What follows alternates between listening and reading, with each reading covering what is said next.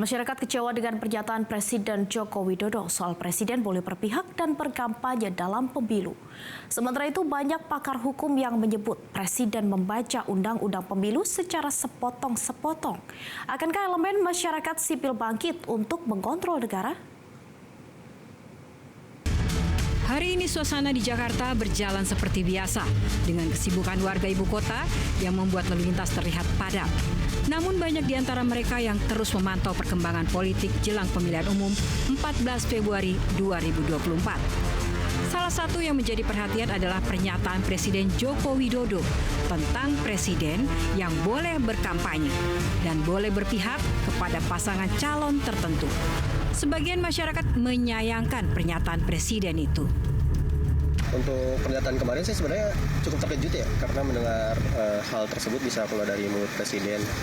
Memang sebenarnya kalau misalnya secara hukum diperbolehkan, tapi tentunya dari secara etis sebenarnya ini disayangkan. Kita ataupun saya lihat dari berita kita memang ada statement bahwa Presiden Joko itu mengatakan bahwa menteri atau presiden itu boleh berkampanye atau berpihak gitu. Tapi kalau menurut saya gitu sebagai masyarakat awam memang seharusnya pendapat itu atau statement itu memang tidak keluar dari presidennya, karena itu bisa dilihat sebagai atau ditafsirkan sebagai masyarakat awam sebagai tidak netral atau kurang netral gitu. Ini menyayangkan ya.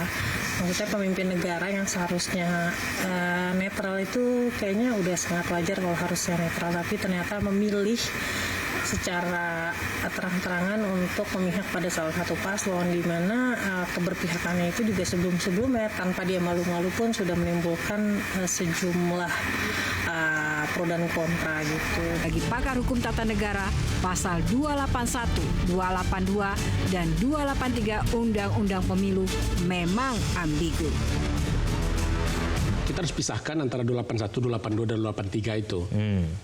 Ini kalau kita baca ya, memang pasal ini menurut saya itu pasal yang ambigu ya, dan kemudian juga pada akhirnya sepakat kita menimbulkan perdebatan pada hari ini. Ya. 281 itu kan presiden diperbolehkan ya kampanye dengan dua syarat. Ya. Tidak menggunakan fasilitas negara dan cuti di luar tanggungan negara. Cuma kan untuk fasilitas negara yang mana? Kecuali pengamanan katanya. Nah, pengamanan presiden kan standarnya sangat tinggi ya. Dan itu juga selama ini juga sering dilakukan. Sulit untuk memisahkan itu. Kalaulah presiden berkunjung ke suatu daerah, tidak mungkin dong seluruh pejabat-pejabat yang ada di daerah tidak datang gitu ya. Walaupun itu dalam konteks kampanye. Nah, ini yang kemudian yang kedua ada pasal 282. Yang kemudian tegas mengatakan tidak boleh memberikan kebijakan ataupun tindakan yang menguntungkan. Lalu tidak boleh menunjukkan keberpihakan sebelum, selama, dan sesudah kampanye. Jadi bagi saya kalau kita pegang di pasal 282 ini jelas dilarang. Nah, presiden kan mengatakan dia boleh berpihak. Itu yang kemudian saya pikir sebuah kekeliruan yang kemudian diklarifikasi oleh pihak istana. Tapi kubu Jokowi menegaskan bahwa tidak ada yang salah dari pernyataan Presiden Joko Widodo terkait presiden boleh berpihak dan berkampanye. Jadi saya pikir tidak ada permasalahan sekali dengan presiden yang menyatakan bahwa boleh berkampanye. Terkait istana tadi kan menyatakan bahwa konteks pertanyaan waktu itu ditanya soal terkait menteri segala macam itu. Saya pikir meluruskan hal itu. Tetapi esensi atau substansi dari presiden dan wakil presiden boleh berkampanye itu memang tidak ada yang salah sama sekali.